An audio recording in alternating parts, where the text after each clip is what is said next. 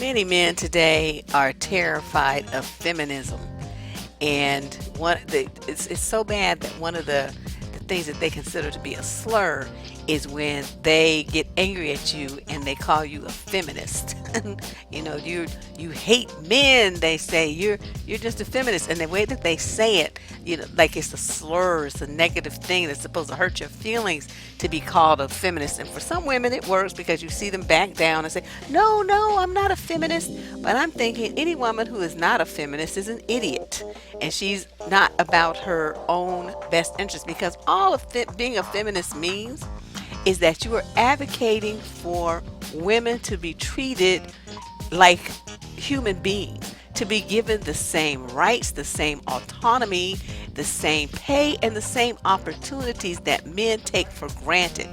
And a lot of women don't understand that. They feel like if you're advocating for women, that means that you're against men. And that's not at all what that means.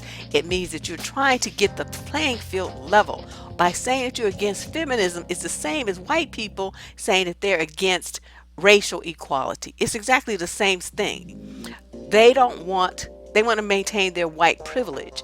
Males want to retain their male privilege.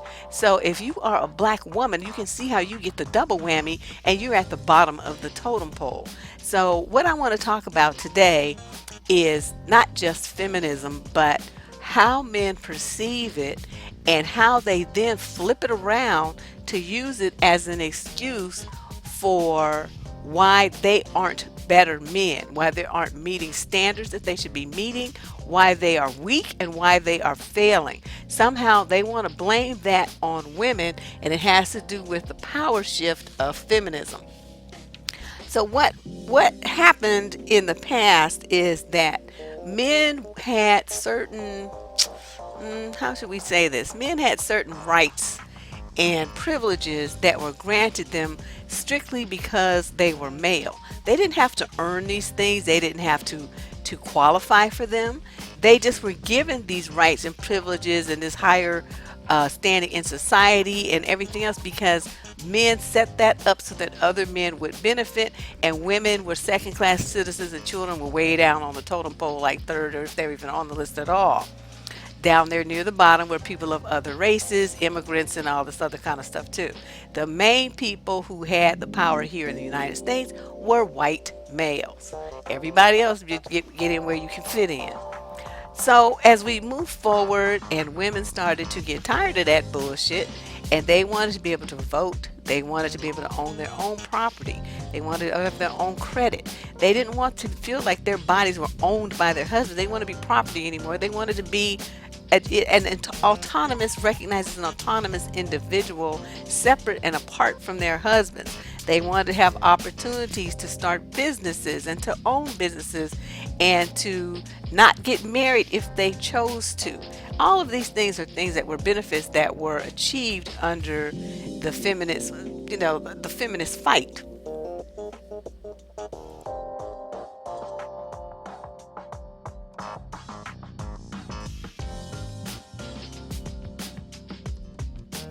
Some years ago, I wrote an article called "Has Feminism Hurt Black Men and Our Relationships with Them?" You can find it on my blog, Surviving Dating. I think it was written in like 2010, 2011, something like that.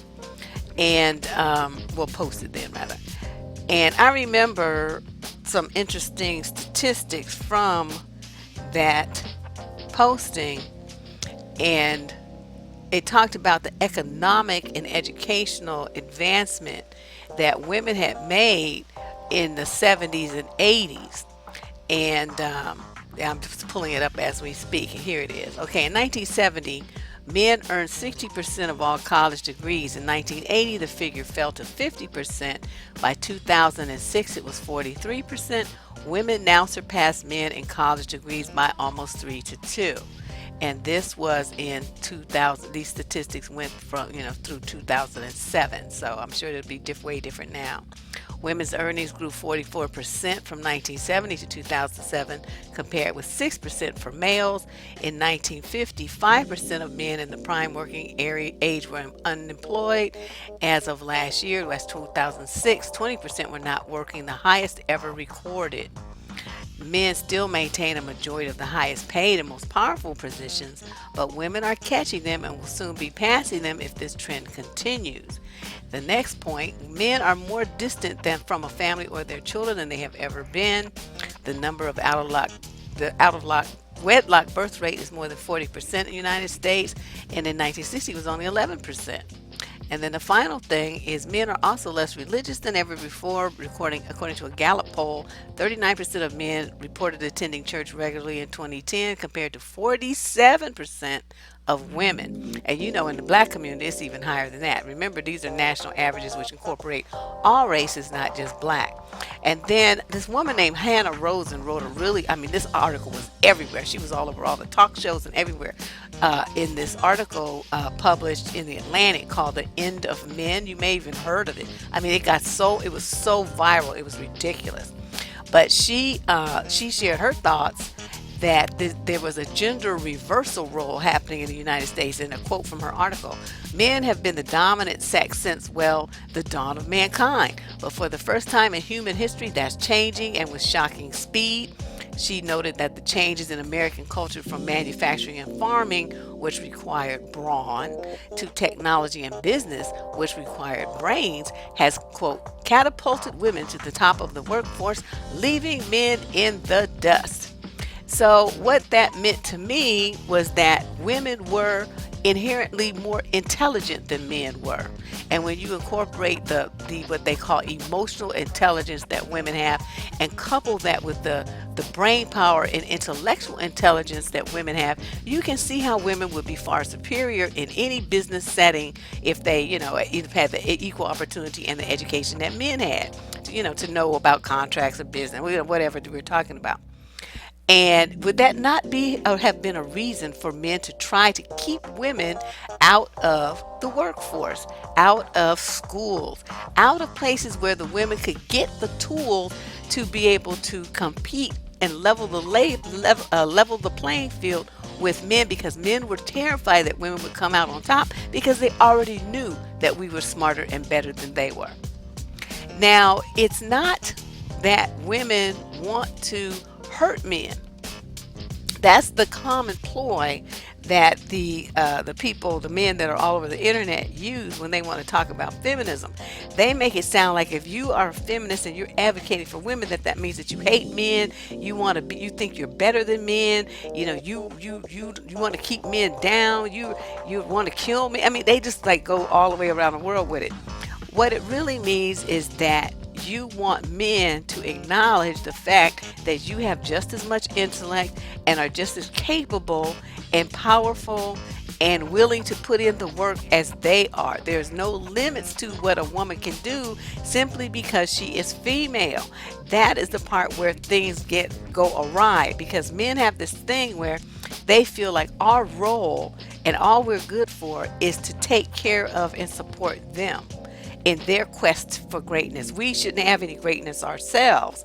And so you can see how when you put that kind of mentality into a romantic relationship, that guy is going to have some very strange expectations of what you're going to do for him. He's going to have this mentality like Donna Reed and Leave It to Beaver from moms from the 1950s, those sitcoms and stuff, when that's not reality, and it never has been reality for black women. So that's so far from our reality, it's not even funny, because even when women weren't working at corporate jobs, whatever, they took in laundry, they made meals, they babysat other people's kids. Black women have always worked, whether it was inside or outside the home. They've always done stuff to augment the husband's income every single fucking day. So I don't know where these newfangled black men are getting this idea that that feminism's taking anything away from them. And I have to keep relating it, because it's the same way that poor whites think that immigrants are taking something away from them. You hear this a lot. They're taking our jobs. What has your name on it? Where's that? Like your privilege that you should do. You're going to compete for the job just like everybody else competes for it. But if you feel like you're better than somebody, inherently better, just because you have white skin, or you think that you're better than other people just because you have a dick, well, then you can see how that would cause problems, and you would not want to share power, and you would not want to share opportunities, and you would not want people to really have to be able to have the opportunity to compete with you, because then you'd have to do some work. You wouldn't be able to just be given these things that you feel entitled to just because you're a male. You would have to actually work for them, and that's the part that their guys are getting so upset. What I think is when you have a man who says that he's that he's blaming his failures and his lack of progress in his life on feminism, what you have is a guy who's very immature. He has not stepped up to the plate to realize that this is not, you're not competing with women here, sir. What you're competing with is against is other men. And when you are failing against other men, you don't want to accept the fact that you are a fuck up and that other men are better than you. So what you try to do is to lessen the hit on your ego, turn around and point to women as being something wrong with them. They're too much in the workforce, they're too mouthy, they doing too much, they're not really about supporting a brother, all this old stuff, because you don't want to compete. You want to sit back and be given shit. You want to feel like you earned everything just because you exist. You don't want to put in the work required to get it. You don't want to try. And to me that's like weakness. That expresses weakness. It's neediness. It is very, very unattractive. If you have women in your life that are confident and they're strong and they're powerful, and that makes you feel insecure and weak and powerless, then you're not really a man. I don't know what the fuck you are, but real men don't act like that. That's like a bitch boy. That's a little bitch. And you need to just admit it. That's what you are. There's nothing about you that's masculine with that kind of attitude. When women are strong and focused and they want to be with a guy that they can be proud of and be married to and look up to and be the father of their children, and a lot of black women still have that mentality. They want to submit to somebody and follow somebody and also bullshit. You have to be a man that is at the top of the heap in order to have a strong, dedicated woman like that submit/follow you. That, I think, is one of the problems, because that's drilled into women's heads, and it's also drilled into men's heads via religion. So if you want to have that kind of mentality as a woman, but here you are with your master's degree and you got your 6-figure income working and you bought your property and you doing all this stuff, and then here comes along some dude bopping along, with a GED talking about, well, I'm your king, you need to submit to me. She gonna be looking at him all kind of sideways like, nigga, what? What you talking about? And he's not going to understand that in order to qualify to be with that woman, he's got to up his game. And when you have men that don't want to up their game, they're going to be resentful of the fact that you put them in a position where they're reflecting what of your accomplishments and your worth and your value.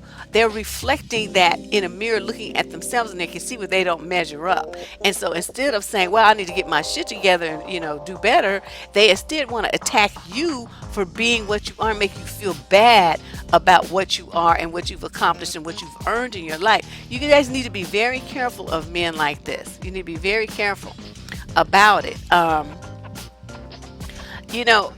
In my mind, feminism has done nothing to hurt men at all. Women have the opportunities now to make decisions about whether they want to have a child or not, whether they want to get an abortion or not, whether they want to be married or not, whether they want to get a divorce. Before, the man had to decide that. Women have a lot of more, decision-making power, and they can make decisions about their life and direction they want to go and how they want to live without a male's input. And a lot of guys resent that. It's to the point where we have these new groups, these incels and TFL people, who are so angry at women because they are under the belief system that they are owed our time and owed our attention and owed our bodies because of their maleness, that feel like we owe them this. It's our duty and obligation, and it's their right to have it. So when you tell them, no, you don't measure up, sorry, next, they are infuriated because they feel like, they have this old mentality that you don't have the right to tell them no. And that belief system is based on pre-feminist ideals where women didn't have much of a choice. They didn't have those kind of freedoms to make, freedoms and opportunities that women have now. But feminism is really just helped women. I mean, women have always been capable of being great and greater than men, and men knew it. That's my belief. And that's why, to me, they created religion, and they created laws in the past and continue to create and enact laws right now, even in 2019, that are designed to keep women down. And I think that the whole goal of feminism is that it's forcing men to share power, to treat women fairly under the law, and to give women some rights that men kept to themselves because they wanted to maintain control and the upper hand. Feminism has given women access to careers, to educational and business opportunities, to travel the world by themselves, social autonomy without the need to have to be married, or to be married to have children, is giving women choices that they've never had, that they can make without a man's input. And these guys can't fucking stand it. They can't stand it. So, in essence, being pro-woman does not mean that you're anti-male. And I think that's the hardest thing that a lot of people have to understand, especially black folks. They feel like if you put yourself first as a woman, that there's something wrong with you, that you're not a real woman, that you're against men, that men, these are our kings and all this old kind of stuff.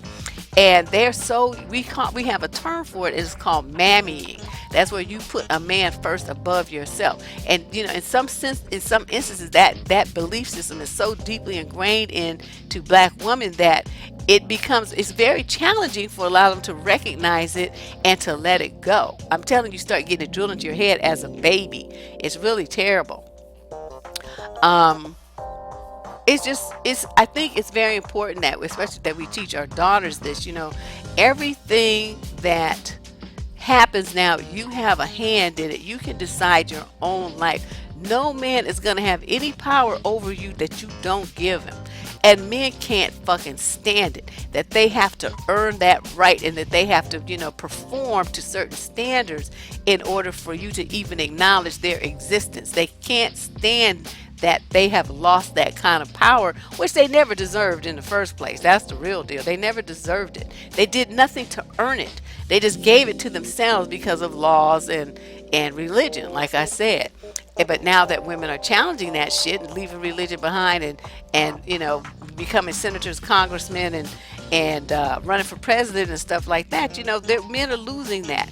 So I think it's very important for women to understand, when you have a guy in your relationship who tells you that your equality feels like you're oppressing him, that that your feminism means that you're hating men, that if you are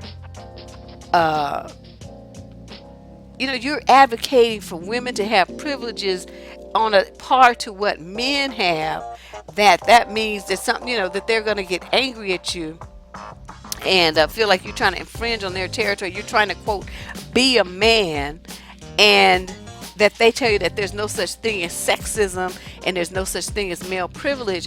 Well, you have a guy there, I don't know, you have some issues with him, and I don't know what to tell you, what you're going to do about it. There's a lot of these guys, I'm not saying you have to date all of them, but you will come in contact with them, because there's a lot of them online in different forums, and some of them get so angry at women advocating for themselves and telling them no and stuff like that, that they will come out with threats. They want to do assault threats and life threats, and just like they just demand that you give them time and attention. It's kind of unnerving, some of the ways that they treat women online. It's like online bullying and sexual harassment, and they want to say that it's because you need to stay in your place as a, quote, woman. So I just wanted to kind of address this and point this out. This is the kind of thing I think a lot of women don't really think about, this mentality in men, and how their belief of their understanding of what feminism is and how it benefits women. They interpret that to mean that that you hate men and that you're against men. If you have a guy who has that kind of feeling about feminism, there's only going to be two things you can do. Either you can, one, say that you're not a feminist, and then you can bend to his will like a fucking fairy, bend it to everything that he wants you to do under the guise of trying to, prove to him that you're, quote, not a feminist, in which case you're just going to be a rug on for him to walk on. Or two, you can cuss him out and leave him alone and, tell him you're stupid and you need to read some books and understand something, because I can't deal with somebody who's got such a low level of intellectual understanding of social and gender issues. So those are the only two choices you have. It's going to be one of those two. You cannot be with a man if you're a progressive minded woman and you want a partner who's going to be supporting you in your growth and personal development and your achievements and your forward movement as a human being in this world. You cannot have a partner who's trying to stifle you with old-timey belief systems and guilt tripping you about what you shouldn't be doing or saying or believing or thinking just because you're a, quote, woman. This is going to be very important. You guys are going to have to make a decision about what kind of woman you're going to be and how you're going to go roll through the world. I'm not going to tell you which one to choose. You have to decide that. And which one will make you the happiest as you go through your life. I mean, some women, they want to be that, that kind of under a man thing. I mean, that's fine if that's what you want.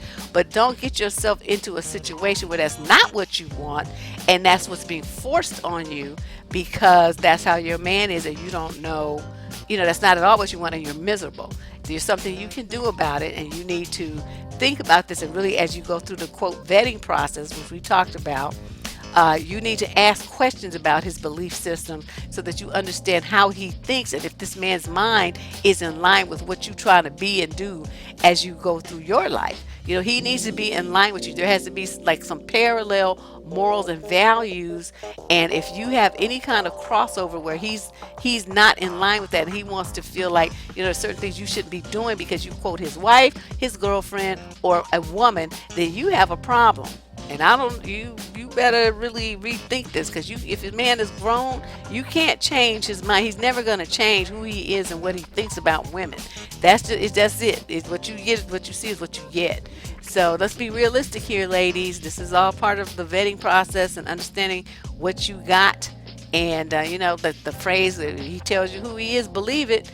This is something that you need to think about. This is right up there with, what he thinks about marriage and commitment and having children. I mean, you guys want to talk about all that kind of stuff, but you have to also think about how he thinks about women's rights, and what women's achievements, women's forward progress, and women's being treated as equals to men in the ways that count. All right.